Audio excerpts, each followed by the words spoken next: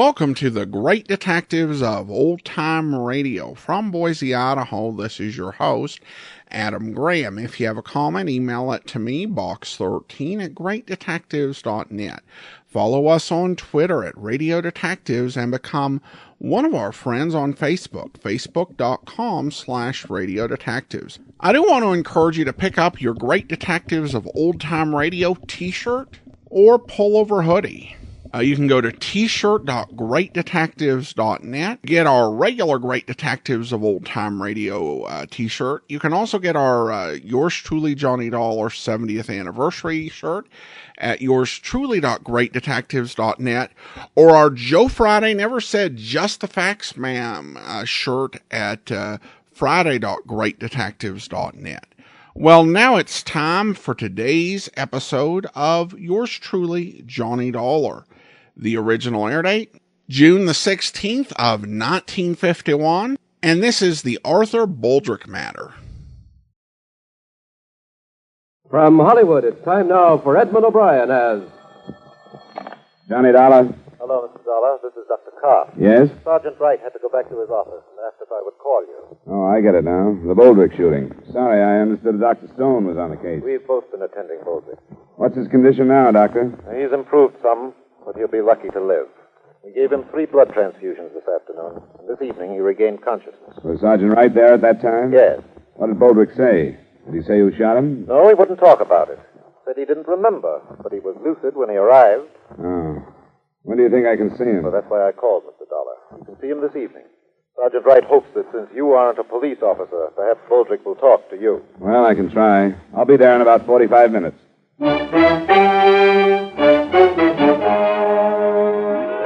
Edmund O'Brien in a transcribed adventure of the man with the action-packed expense account, America's fabulous freelance insurance investigator. Yours truly, Johnny Dollar.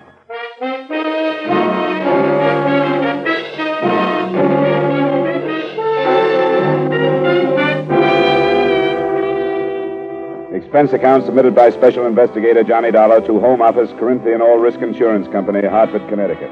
The following is an accounting of expenditures during my investigation of the Arthur Boldrick matter. Expense account item 1, $2.30 cab fare from my apartment to the emergency hospital.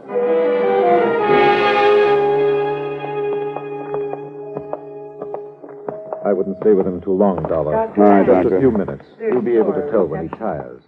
This is the room. Well, Boldrick, how are you feeling now? I don't know. You're coming along fine. This is Mr. Dollar. He represents your insurance company. Hello, Boldrick.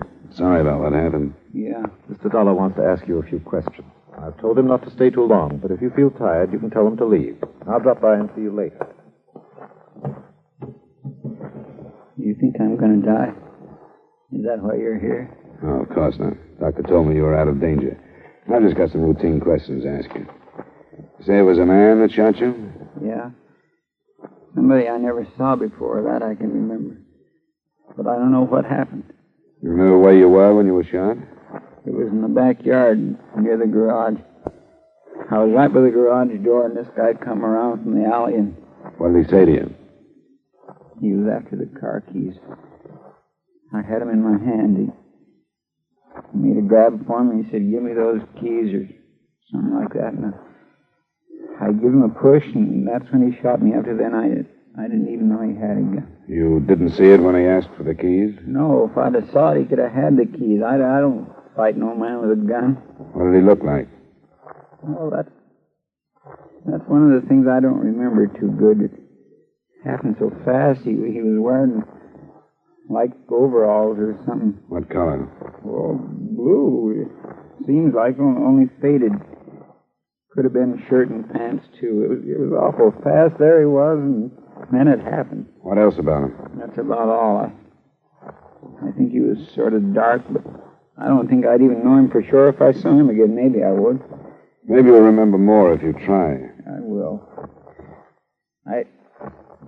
I figure this guy, whoever he was in trouble or something, and he just needed a car in a hurry. But he didn't take the keys. Well, I figured he lost his nerve.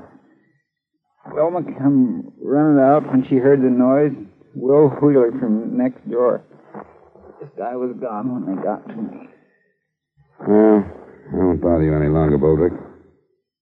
You will help find this man if you'll think about it as much as you can and try to remember what he looked like. Don't worry, I will.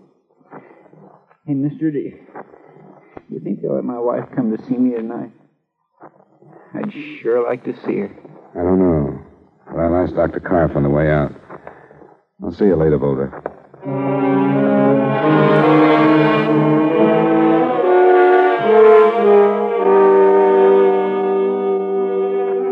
I made my report to the sergeant, and the search was started for a dark man dressed in a faded blue work clothes and possibly armed with a .25 caliber pistol or revolver. It was only 7 o'clock, barely dusk, so I cabbed out to the Boldrick address. It was a single-story, run-down house in a neighborhood we Hartfordians choose to call an older part of town rather than a slum. His wife was a work-worn woman who looked older than her 34 years. She led me into the backyard and showed me the garage that faced down an alley and the spot still stained where her husband had lain. It was here. Nobody was in sight when you got out here? I didn't see nobody. Neither did Will Wheeler. Your husband mentioned him. He lives next door? Yeah, that house. And this man must have run down the alley. Does it open onto a street at both ends of the block? Yeah. It runs clear down to Lawrence and up to about Cedar the other way.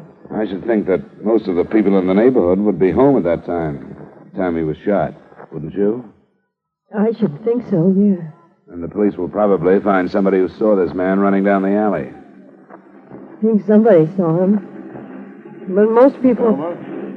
Everything all right? Yeah, Will. It's all right. Somebody's bothering you and you don't feel like it. Just tell me. It's all right, Will. He's from the insurance. My name is Dollar. You must be Mr. Wheeler. That's right. I don't think nobody ought to be bothering Velma in the middle of all this trouble. I wanted to meet her and ask a few questions. That's all. I'm through. All right, then go on in the house, Velma. Try and get some rest. If it's all right, then. Sure, Mrs. Boulder. Thanks very much. All right. I guess I couldn't help very much. This has got her in pretty bad shape, finding art like that. And then they won't let her go and see him. How is he, do you know? Pretty bad. I saw him a little while ago. Was he making sense? Seemed to be.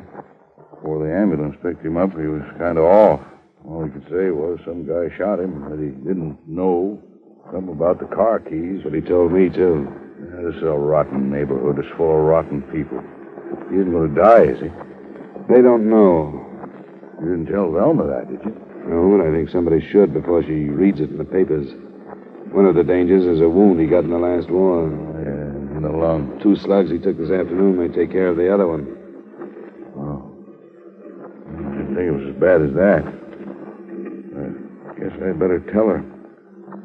I've been a friend of Art's for a long time. Well, I'll see you later, Mr. Dollar.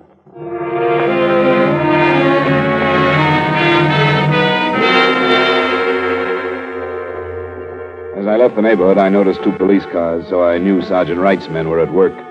I was in his office a little later when 2 of the men brought a witness in. This is Mr. Dollar, Mrs. Cole. How do you do? Mrs. Cole? It was nice of you to come in. I thought it was my duty. The other policeman wanted to know if I was in my backyard near the alley when there was that shooting, and I was. How far from the Boldrick house do you live, Mrs. Cole? Well, there's 2 houses between theirs and where I live. Those policemen told me they were looking for somebody who saw a man running down the alley. I've got a garden out back, and that's where I was when I heard the shots. I didn't see no man running, but I saw a car come from that way. Which way do you live from the Boldricks, Mrs. Cole? Down from them. South, that is. And did you recognize this car? No, I didn't. I didn't see the man in it either, but it came from that way. Did you see anybody else in the alley at the time? No. At first, after I saw the car, I thought it was backfired. But then when I heard about the trouble, I remembered the car. Well, we're glad you did, Mrs. Cole. Was the car traveling fast or slow, would you say? Oh, about medium, I'd say. They can't go too fast in the alley on account of the chuck holes. What color was it? Tan or brown. I don't know much about what kind it could be. I think you could call it a sedan. Anything else, Dollar? Not right now. The officers you came in with will want to ask you a few more questions, and then they'll drive you home, Mrs. Cole. No. I want to thank you very much. Well, I hope I've been some help. Good night, Mrs. Cole. Good night. Nothing fits, Dollar. 3 witnesses on the other side of Boldrick's place swear they would have seen anybody running in the alley at that time. And this one says she saw a car leaving. Oh, it's still early. I guess we'd better phone the hospital, find out if we can see him, huh? Yeah. Yep.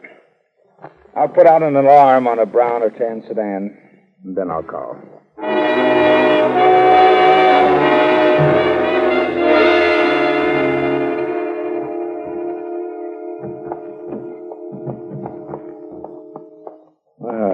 Hello, Boldrick. How you feeling now? Not so good. How come they tell me I'm not strong enough to see my wife, and then they let you guys come in? I want to see her. It'll only be a few minutes. We thought you'd like to know what they found out about the shooting. Sure I would. What? Well, enough to make us wonder if you're telling the truth about what happened. I don't get you. 3 witnesses who live in your block say that a man didn't run down the alley after the shooting. Well, I can't help what they said, can I? But another witness said she saw a car drive away. The more people we question, Boldrick, the less possible it seems that this man you talk about could have shot you. They'd have no reason to lie, so we've come back to you. You haven't been telling the truth, have you? Why should I do anything else? What about this car that drove away? I didn't see any car. I don't know anything about it. Now, look, you've been evasive about this from the beginning. You told me you couldn't remember, but you had time to think before Dollar got here. And you gave him the story about this man. We think you're protecting whoever shot you, Boldrick. That's crazy.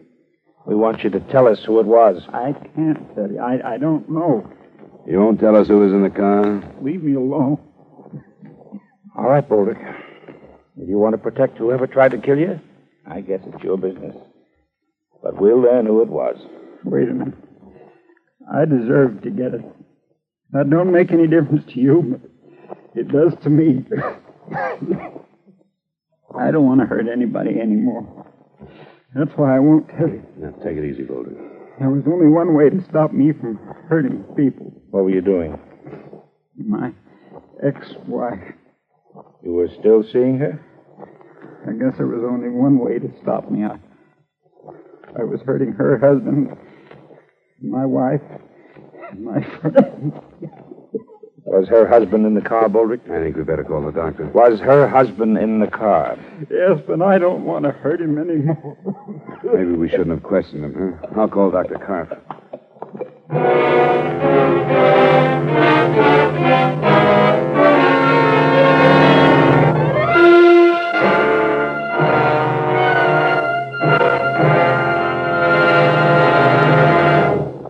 We will return you to the second act of yours truly, Johnny Dollar, in just a moment. Johnny Dollar's listening fans will want to make a special note of Johnny's time change, beginning this coming Wednesday, June 20th, over most of these same CBS stations. Follow yours truly, Johnny Dollar, on his San Francisco search for a missing medico, a puzzling case Johnny calls the Malcolm Wish matter. Enjoy it when you hear yours truly, Johnny Dollar, moving to Wednesday nights on CBS, starting on the 20th, next Wednesday. And now with our star, Edmund O'Brien, we return you to the second act of yours truly, Johnny Dollar.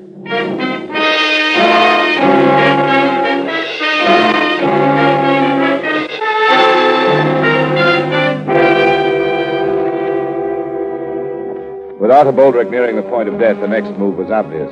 To bring in the man he had accused and arrange a formal identification and accusation. Sergeant Wright called 2 other officers to stand by the hospital and, in case we were too slow, get a deathbed statement. Then Wright and I left. The dying man's first wife, Anna, had married a man named Thomas Hood. We found their house in a slightly more desirable neighborhood, but not too far from where the Boldricks lived. Yes? Are you Mrs. Hood? Yes. Here you are. Here you are. Police. Is your husband at home? No, he's out of town. What's the matter? I think we'd better come in and talk to you then.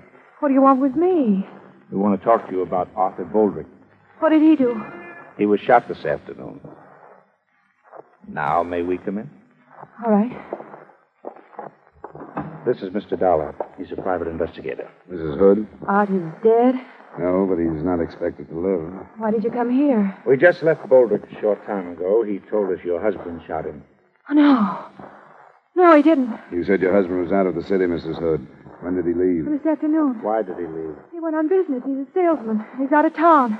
He couldn't have shot him. What time did he leave? It was this afternoon. I think about 4 or so. He left this house about 4? I think that's when it was. Boldrick was shot a little after 5:30, between then and a 5:45. Is your husband's car a sedan or a coupe or what? Oh, sedan. What color? Tan. A sedan driven by a man and described as brown or tan was seen leaving the alley near where Boldrick was shot. It was seen a few seconds after the shots were heard. No, he didn't do it. I'd better sit down, Mrs. Hood. Come on, sit down. He didn't shoot him. I swear he didn't. I swear. You mean he approved of your saying Boldrick? He did. Who told you that? Boldrick. My husband didn't know. I know I was wrong. I shouldn't have seen him. That doesn't make any difference. Except my seeing him didn't have anything to do with whatever happened. Tom didn't shoot him because he didn't know about it. And he mustn't know. He mustn't find out. In spite of what you thought, it looks like he did know. Now, where is he, Mrs. Hood? We want to reach him tonight. I won't tell you. He didn't have anything to do with it. And I can't let him find out about Art and me. Mrs. Hood, according to the doctors, Boldrick won't live through the night. This is going to turn into a murder case. What we say to your husband about you isn't important in the least. Very few things are when it's murder. He didn't know. He didn't have anything to do with it. When do you expect to hear from him? I don't know. Sometimes he phones, but never the first day out. Usually to say he'd have to stay out longer than he expected to. We'll have to have more than that. We'll get in touch with his company. I wish you'd listen to me once more. I tell you, Tom didn't do it.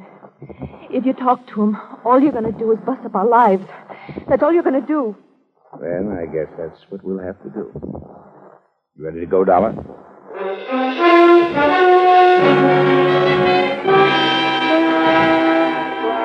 the time we got back to the hospital, Arthur Boldrick was dead. He had made a deathbed statement and again had named Thomas Hood as the man who had shot him. While Sergeant Wright went to work on locating him, I stopped by the Boldrick house. It was the next-door neighbor, Will Wheeler, who... I got a lot of drinks down there, and she finally went to sleep. I don't know what kind of shape she'd be in if you woke her up. I won't bother her then. Her husband died about an hour ago. Oh. Well, I sort of knew, I guess, after I talked to you this afternoon. Poor old Art. Sure going to miss him. He had a lot of faults. Everybody knew about those, I guess, but there were a lot of good things about him, too. Hardly anybody knew about them. Was there any more on the guy that killed him? He changed his story. He finally told us Tom Hood had shot him. Tom Hood? Anna's husband? Yeah. Well, I don't get it. What? Well, he's holding to one story and then changing it. The first one didn't hold up. The police could find plenty of people who would have seen a man running away, but nobody that did. But a woman saw a car that checked with the one Hood drives. I guess you knew about Boldrick and his ex-wife. Yeah, I still don't see why he told the first story and then changed it. I don't either. He said he deserved to get shot, that he'd hurt a lot of people, and there was no other way to stop him. He said he didn't want to hurt Hood anymore. And that's why he didn't say it was him. That's what I mean about the bad side of him and the good side. Did his wife know about Anna? I'm not sure. Cinch, I never talked to her.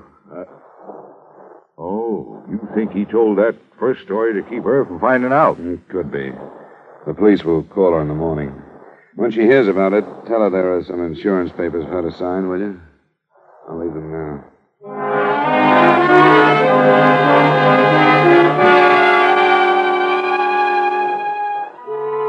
The next morning, when I phoned Sergeant Wright at 10, things stood pretty much the same. Thomas Hood hadn't been located. He supposedly had left for Boston, where he was expected to check into the Royce Hotel, but he never reached there. The Massachusetts police were alerted, and we were sure that part of it was covered. I got to Wright's office at 10:45, and at 11:30 we were thrown a curve. My name is Mantell. I read in the paper this morning about the shooting out north yesterday. Well? My friend said I was a fool for coming in to see you, but I work on radio repairs, and I delivered a set to some people in the next block that afternoon. What time did you deliver it, Mr. Mandel? About 5:30, a little after. I read how some woman saw a tan sedan going down that alley, and you were looking for it. Well, I'm pretty sure that was mine. You drove through the alley? Yeah, I did. You're sure of the time? You can ask the people who own the set. Their name is Olster in the next block. And you followed the alley through the next block? Yes, I did. The same way that dame said. Did you hear the shots? No, but I think I know why. That alley is bumpy, and I got a few loose bolts in that car. It's pretty noisy. But the car that dame spotted was mine. I'm sure of that. Well, Thanks, Mr. Mandel. That's very interesting information. It was interesting, especially in the face of Boldrick's deathbed statement. As far as we could see, Mr. Mandel had no reason to lie. Sergeant Wright and I went back over everything we had. When we'd finished, there were only a few points from which to start the investigation again.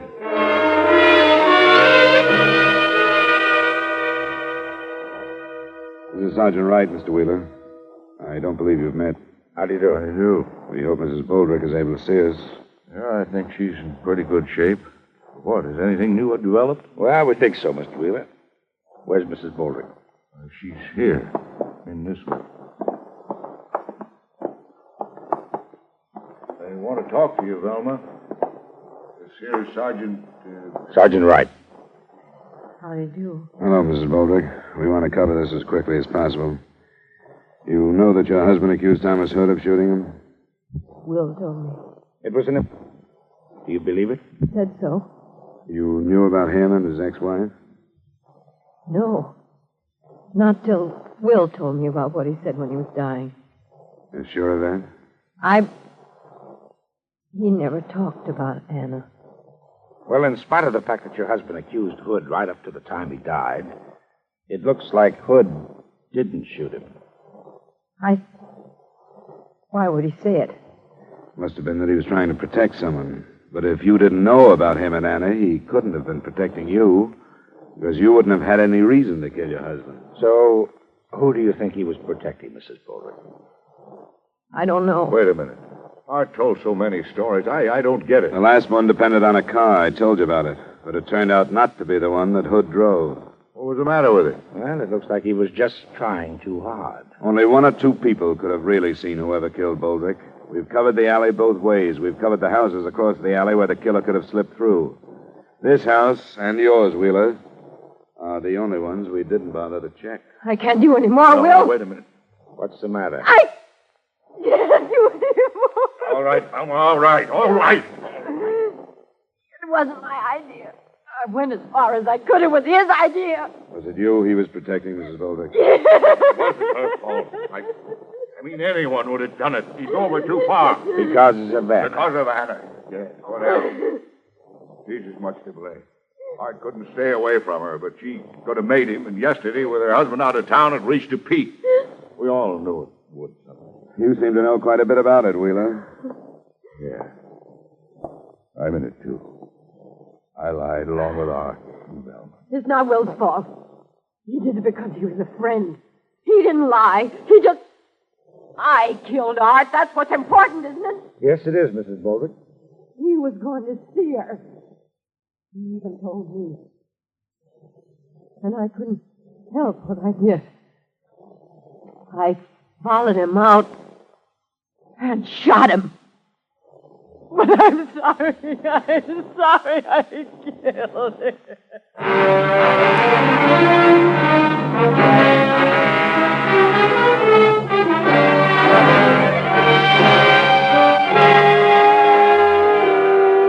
Expense account item 2, miscellaneous, $75. Expense account total, $77.30. Remarks? According to precedent, Mrs. Boldrick will probably get one of those widow's specials from 3 to 20 on second-degree murder. That should have her out of prison in a little over 2 years. So the company has that length of time to figure out ways and means to avoid payment of her claim. Yours truly, Johnny Dollar.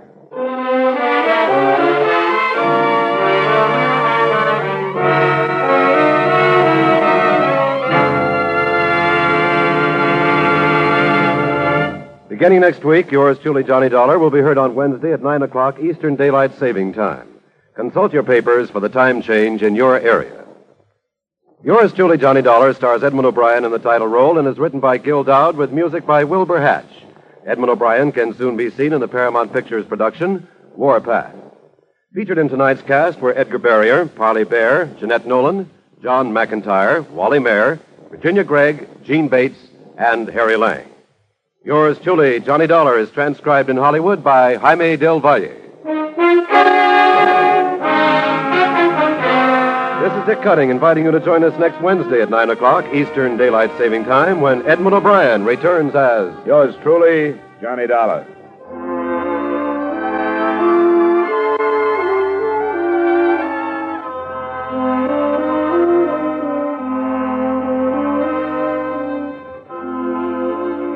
Here is a really novel crime-busting switch. Instead of chercher la femme, it takes a femme to do the detective work on tonight's action-packed Gangbusters Manhunt on most of these same CBS stations. In this fast-paced Gangbusters chase, it takes a lady detective to trap a shrewd safe-cracking trio when her male counterparts fail to get the evidence. And now, stay tuned for 5 minutes of the latest news.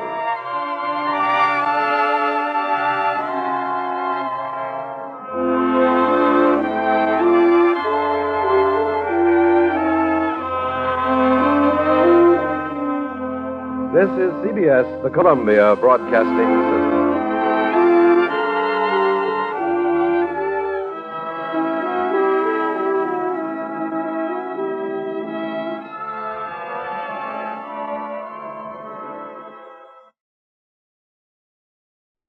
Welcome back. You know, I can't help but feel like Johnny and his policeman friend really leaned too much on the victim's statement in conducting the investigation, which is kind of why they got led astray. I know that a deathbed confession is definitely a very, it's a powerful piece of evidence. But I think in his case, it just, what he was saying didn't make sense. That he would go to such pains to protect the husband of his ex-wife, who he still had a thing for, really probably merited more credulity. It was also interesting to hear how they portrayed the police dealing with, whether to release information that could have a negative impact on people's lives. On Dragnet, they would tend to be understanding and reassuring as much as they could. But here, the police officer's like, well, I guess we're just gonna have to ruin your life if that's what happens. The Gangbusters episode that was teased in the commercials, that really interested me. And I was like, I wonder if that episode by any chance exists.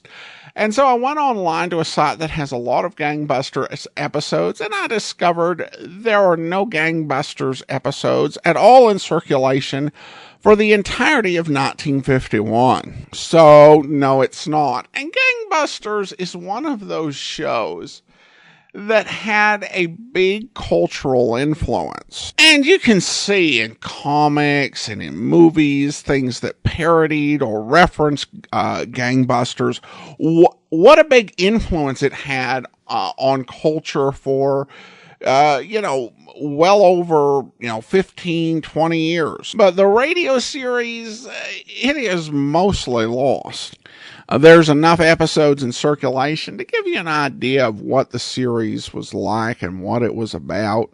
But again, just a massive amount of episodes missing. Vast majority of episodes are totally lost as of this recording. Well, I do want to go ahead and thank our Patreon supporter of the day, currently supporting us at the rookie level of $2 or more per month. Thanks so much for your support, Blaine. And that will do it for today. Join us back here tomorrow for Under Arrest, and we'll be back next Friday, another episode of yours truly, Johnny Dollar. In the meantime, send your comments to box13@greatdetectives.net. Follow us on Twitter at Radio Detectives, and become one of our friends on Facebook, facebook.com/Radio Detectives. From Boise, Idaho, this is your host, Adam Graham, signing off.